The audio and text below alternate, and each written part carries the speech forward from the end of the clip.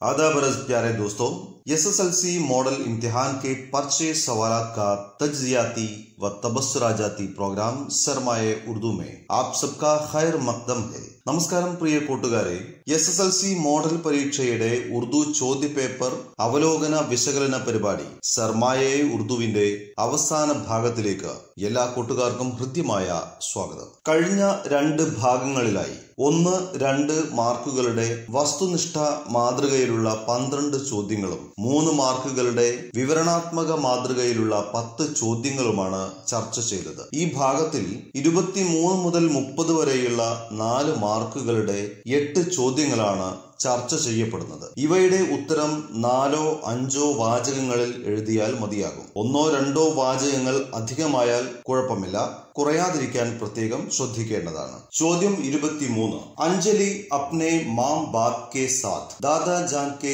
गांव पहुंची. वो सीधे खेत में दादा जान के पास चली गई. अपनी पोती अंजलि को देखकर गोविंद ने खुशी से पूछा, गोविंद, अंजलि बेटी तुम कैसी हो?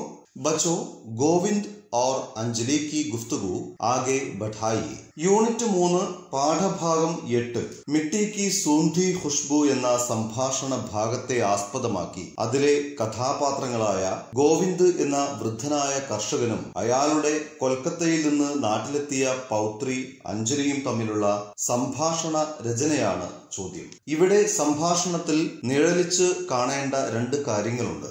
അവയിൽ ഒന്നിലൂടെയോ അല്ലെങ്കിൽ 2ലൂടെയോ സംഭാഷണം മുന്നോട്ട് കൊണ്ടുപോകാവുന്നതാണ്. ഒന്നാമത്തെ കാര്യം മുത്തച്ഛന്റെ കാർഷിക ജീവിതത്തെക്കുറിച്ച് പൗത്രിയുടെ ചോദ്യങ്ങൾക്ക് മറുപടി നൽകുന്ന രീതിയാണ്. മറ്റൊന്ന് പൗത്രിയുടെ കൊൽക്കത്ത ജീവിതത്തെയും യാത്രാവിശേഷത്തെയും ആസ്പദമാക്കി മുത്തച്ഛന്റെ ചോദ്യങ്ങൾക്കുള്ള മറുപടിയുമാകാം. ഉത്തരമാതൃക പരിശോധിക്കാം. ഗോവിന്ദ്, अंजलि बेटी तुम कैसी हो? अंजलि, ठीक हूँ दादू, आपकी खैरियत क्या है? गोविंद, मैं भी ठीक हूँ बेटी, सफर कैसा था? अंजलि, सफर बहुत अच्छा लगा. गोविंद, अब्बू और अम्मी कहाँ है बेटी? अंजलि, दोनों घर में हैं, आपका इंतजार कर रहे हैं. गोविंद, अभी आऊंगा बेटी, ये काम भी खत्म करो. अंजलि, जी दादू, मैं नदी में नहाना चाहती हूँ. गोविंद, ठीक है बेटी, हम शाम के वक्त नदी में नहा लें. अंजलि, शुक्रिया दादू. ചോദ്യം 24. ये दौलत भी ले लो, ये शोहरत भी ले लो, भले छीन लो मुझसे मेरी जवानी, मगर मुझको लौटा दो बचपन का सावन, वो कागज की कश्ती वो बारिश का पानी. ए उपचोद्यम, ये किस नज्म के अशार हैं? बी उपचोद्यम, इन अशार में शायर क्या क्या कहते हैं? अशार का मफहूम अपने अल्फाज में लिखिए. യൂണിറ്റ് 2 പാഠഭാഗം 5 കാഗസ് കി കഷ്തി എന്ന പദ്യത്തിൽ നിന്നാണ് ഈ ചോദ്യം. എ, ബി എന്നീ ഉപചോദ്യങ്ങൾക്ക് വളരെ എളുപ്പത്തിൽ ഉത്തരമെഴുതാവുന്നതാണ്. പദ്യത്തിലെ ആദ്യ ഖണ്ഡികയായ 4 വരികൾ തന്നിരിക്കുന്നു. ഈ വരികൾ ഏത് പദ്യത്തിലേതെന്നാണ് എ ഉപചോദ്യം. പദ്യത്തിന്റെ പേര് ശരിയായി എഴുതിയാൽ 1 മാർക്ക് ആ ഇനത്തിൽ നേടാനാകും. ശേഷിക്കുന്ന 3 മാർക്കുകൾ നേടാൻ വരികളുടെ ആശയം ആകർഷണീയമായ രീതിയിൽ 3-4 വാചകങ്ങളാക്കി എഴുതാവുന്നതാണ്. ഉത്തരമാതൃക നോക്കാം.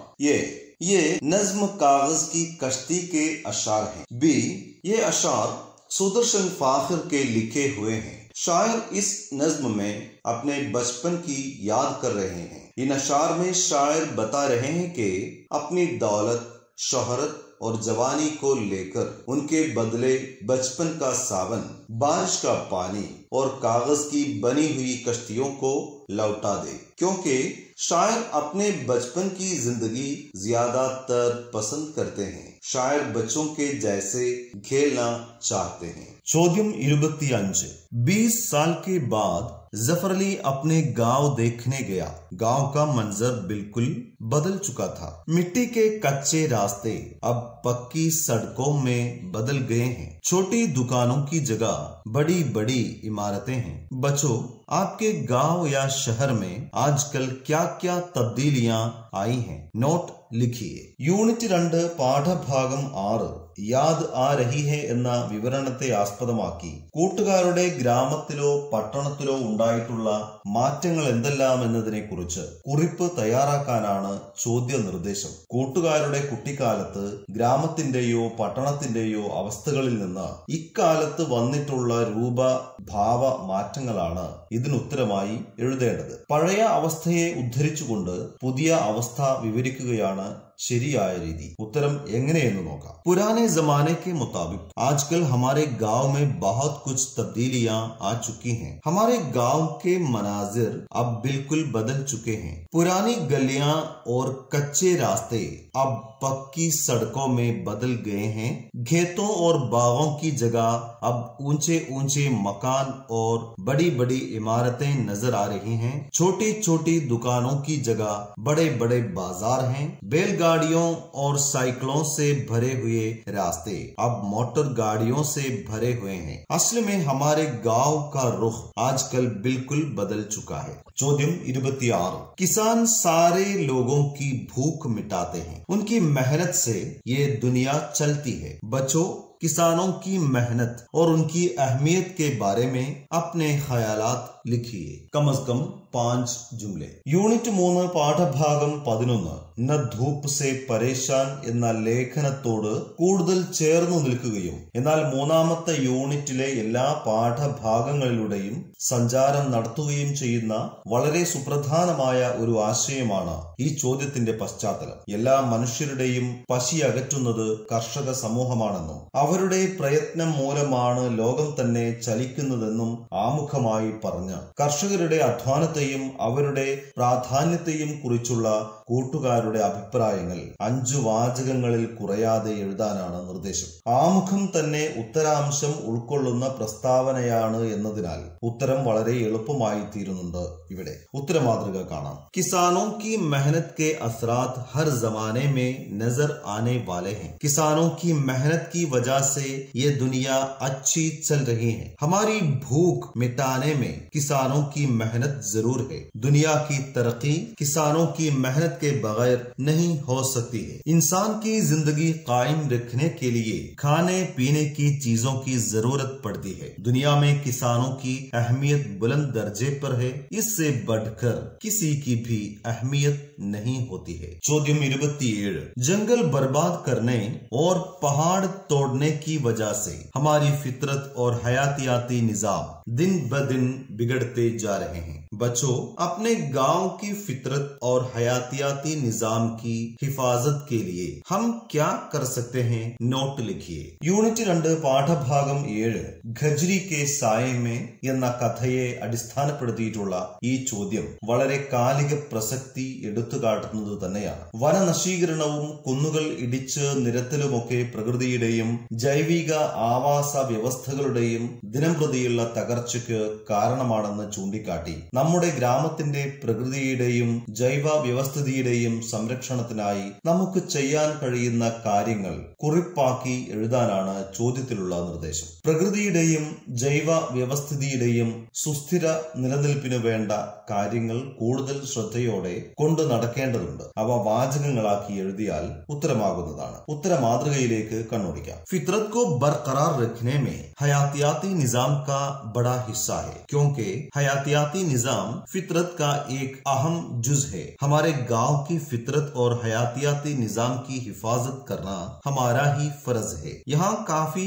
पेड़ पौधे लगाकर हम फितरत की हिफाजत कर सकते हैं. चरिंदों और परिंदों की रहाइश गाह की हिफाजत करें. कुआं, नदी नाले, तालाब, झील जैसे आबी जराए की हिफाजत करने से फितरत और हयातियाती निजाम की हिफाजत हमें मुयस्सर हो जाती है. ചോദ്യം 28. गोविंद कहता है, मैं अब भी तंदुरुस्त हूँ. मैंने अभी तक न किसी डॉक्टर से इलाज करवाया और न ही कोई दवा ली. बच्चों, किसान गोविंद की तंदुरुस्ती की वजूहात क्या क्या हैं अपने अल्फाज में लिखिए. कम अज कम 5 जुमले. യൂണിറ്റ് 3 പാഠഭാഗം 8 മിട്ടി കി സൂന്ധി ഖുഷ്ബു എന്ന സംഭാഷണ ഭാഗത്തെ ആധാരമാക്കിയുള്ളതാണ് ഈ ചോദ്യം. ഗോവിന്ദ് എന്ന വൃദ്ധനായ കർഷകൻ തന്റെ ആരോഗ്യസ്ഥിതിയെപ്പറ്റി പറയുന്നു.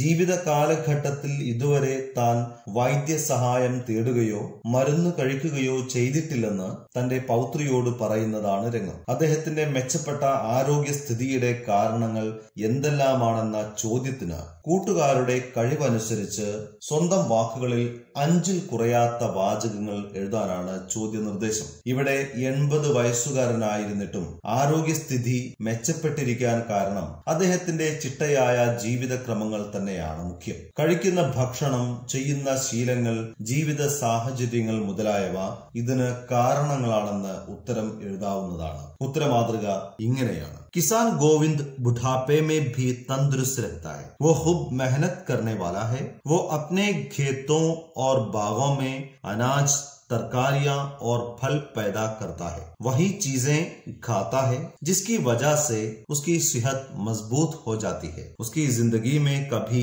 काहिली नहीं आती है क्योंकि उसके पास खोने का वक्त नहीं है. खालिस ग़िज़ाएं और मेहनत मजदूरी की होशियारी गोविंद की तंदुरुस्ती की वजूहात है. ചോദ്യം 29 യൂണിറ്റ് 1 പാഠഭാഗം 2 മെഹനത്ത് രംഗിലായി എന്ന ആപ് ബീത്തിയെ ആസ്പദമാക്കിയുള്ള ഈ ചോദ്യം ഒരു കത്ത് തയ്യാറാക്കുക എന്നതാണ്. ഈ വർഷം പാഠപുസ്തകത്തിൽ കത്ത് പരിചയപ്പെടാനില്ല എങ്കിലും കഴിഞ്ഞ വർഷങ്ങളിൽ 6 മുതൽ 9 വരെയുള്ള പാഠപുസ്തകങ്ങളിൽ നാം കത്തുകളുടെ പലവിധ രൂപങ്ങൾ പരിചയപ്പെട്ടവരാണല്ലോ. ആയതിനാൽ കത്ത് തയ്യാറാക്കാൻ വലിയ പ്രയാസമൊന്നും ഉണ്ടാകാൻ തരമില്ല. IAS നേടിയ സാജൻ എന്ന കൂട്ടുകാരനെ അഭിനന്ദിച്ച് അൽത്താഫ് എഴുതുവാനിടയുള്ള കത്താണ് തയ്യാറാക്കേണ്ടത്. കത്ത് തയ്യാറാക്കുമ്പോൾ കത്തിന്റെ തരമനുസരിച്ചുള്ള ഘടന കൃത്യമായിരിക്കേണ്ടതാണ്. ഇവിടെ വ്യക്തിപരമായ കത്താകയാൽ വൈയക്തിക പരാമർശങ്ങളാണ് കത്തിനുള്ളിൽ കാണേണ്ടത്. കത്തിന്റെ വലത് മൂലയിൽ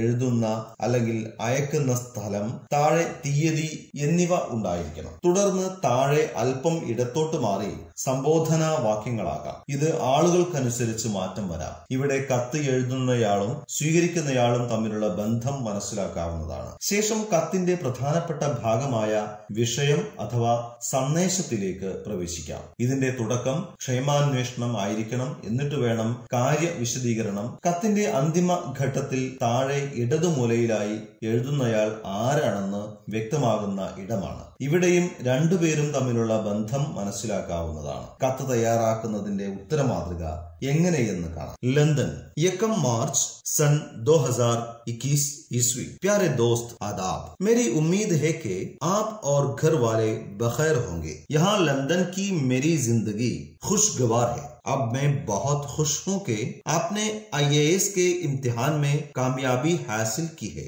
आपकी इस कामयाबी पर मैं तहे दिल से मुबारकबाद देता हूँ. मैं अगले महीने वापस आने वाला हूँ. अम्मी और मालदी बहना से मेरा सलाम कहना. बड़े प्यार से आपका अल्ताफ. ചോദ്യം 30 इशारों की मदद से नजीर अकबराबादी का सवानही नोट तैयार कीजिए. इशारे: नाम नजीर अकबराबादी, शोहरत अवामी शायर, असल नाम वली मोहम्मद, पैदाइश सन 1740 ईस्वी दिल्ली में, मशहूर नज़्में होली, बरसात, आदमी नामा, रोटी नामा, इंतकाल सन 1830 ईस्वी में. നമ്മുടെ ചോദ്യപേപ്പറിലെ അവസാനത്തെ ചോദ്യമാണിത്. യൂണിറ്റ് 1 പാഠഭാഗം 1 സതാത്തി ഹെ മുഫ്ലിസി എന്ന പദ്യത്തിന്റെ കവിയുമായി ബന്ധപ്പെട്ട ചില സൂചനകൾ തന്നിരിക്കുന്നു. ഈ വിവരങ്ങൾ ഉപയോഗിച്ച് അദ്ദേഹത്തെക്കുറിച്ചുള്ള ഒരു ജീവചരിത്ര കുറിപ്പ് തയ്യാറാക്കാനാണ് ചോദ്യനിർദ്ദേശം. തന്നിരിക്കുന്ന വിവരങ്ങളെ പൂർണ്ണമായ വാചക രൂപത്തിലേക്ക് മാറ്റാനായാൽ ഈ ഉത്തരം മികച്ചതായി തീരും. കാരണം എഴുതേണ്ടവയെല്ലാം കൺമുന്നിൽ ഉണ്ട്. വിവരങ്ങൾ ഓർത്തെടുക്കേണ്ട കാര്യവുമില്ല. ഇതിന്റെ ഉത്തരം എങ്ങനെയെന്ന് പരിശോധിക്കാം. नजीर अकबराबादी उर्दू के मशहूर शायर थे. वो उर्दू के अवामी शायर माने जाते हैं. उनका असल नाम वली मोहम्मद था. उनकी पैदाइश सन 1740 ईस्वी को दिल्ली में हुई. होली, बरसात, आदमी नामा, रोटी नामा वगैरह उनकी मशहूर नज़्में हैं. उनका इंतकाल सन 1830 ईस्वी में हुआ. പ്രിയപ്പെട്ട കൂട്ടുകാരെ, 80 മാർക്കിന്റെ ചോദ്യോത്തരങ്ങളാണ് നാം ഈ പരിപാടിയിൽ അവലോകനം ചെയ്തത്. ഒപ്പം തന്നെ അവയുടെ പാഠപുസ്തക ബന്ധവും വിശകലനം ചെയ്തു. 4 മാർക്കിന്റെ ചോദ്യങ്ങളിൽ ഒന്നും തന്നെ ഫോക്കസ് ഏരിയ വിട്ട് പുറത്തു പോയിട്ടില്ല. യൂണിറ്റ് അടിസ്ഥാനത്തിൽ വിശകലനം ചെയ്യുമ്പോൾ യൂണിറ്റ് 1 നിന്ന് 31 മാർക്കുകൾ, യൂണിറ്റ് 2 നിന്ന് 20.5 മാർക്ക്, യൂണിറ്റ് 3 നിന്ന് 22.5 മാർക്ക്, യൂണിറ്റ് 4 നിന്ന് 2 മാർക്ക്, യൂണിറ്റ് 5 നിന്ന് 4 മാർക്ക് എന്നിങ്ങനെയാണ് മാർക്കുകളുടെ നിരക്കുകൾ വന്നിരിക്കുന്നത്. എന്നാൽ ഫോക്കസ് ഏരിയയിൽ ഉൾപ്പെട്ട 10 പാഠഭാഗങ്ങളിൽ നിന്ന് 80-ൽ 73.5 മാർക്കുകളുടെ ചോദ്യങ്ങളാണ് വന്നിരിക്കുന്നത്. ആയതിനാൽ തന്നെ ഈ ചോദ്യപേപ്പർ തീർത്തും പ്രയാസകരമല്ലെന്ന് വേണം പറയാൻ. പദ്യഭാഗത്ത് നിന്ന് 24, കഥയിൽ നിന്ന് 14, ആബീത്തി 6, വിവരണം ലേഖനം 15, സംഭാഷണം 11, കത്ത് 4, മുദ്രാവാക്യം 3, വ്യാകരണം 3 എന്നിങ്ങനെയാണ് വ്യവഹാര രൂപങ്ങളുമായി ബന്ധപ്പെട്ട മാർക്കുകളുടെ നിരക്കുകൾ. മോഡൽ പരീക്ഷയുടെ ചോദ്യപേപ്പർ അവലോകനത്തിലൂടെ കൂട്ടുകാർക്ക് ലഭിച്ച ആത്മവിശ്വാസം കൈമുതലാക്കി വരാൻ പോകുന്ന പൊതുപരീക്ഷയ്ക്ക് നല്ല രീതിയിൽ സജ്ജരാകണമെന്ന ഓർമ്മപ്പെടുത്തലോടെ സർമായ ഉറുദുവിലെ ഈ മോഡൽ പരീക്ഷാ ചോദ്യപേപ്പർ അവലോകന വിശകലന പരിപാടി ഇവിടെ സമാപിക്കുന്നു. ഇത്തവണത്തെ SSLC പരീക്ഷയിൽ എല്ലാ കൂട്ടുകാർക്കും A+ നേടാൻ കഴിയട്ടെ എന്ന് ആത്മാർത്ഥമായി ആശംസിക്കുന്നു. प्रवास मीडिया की सरमाए उर्दू SSLC मॉडल इम्तिहान के पर्चे सवालात का तज्जियाती व तबस्सुराजाती प्रोग्राम यहीं इख्तिताम पर पहुंचता है. हम फिर भी मिलेंगे. शुक्रिया. खुदा हाफिज.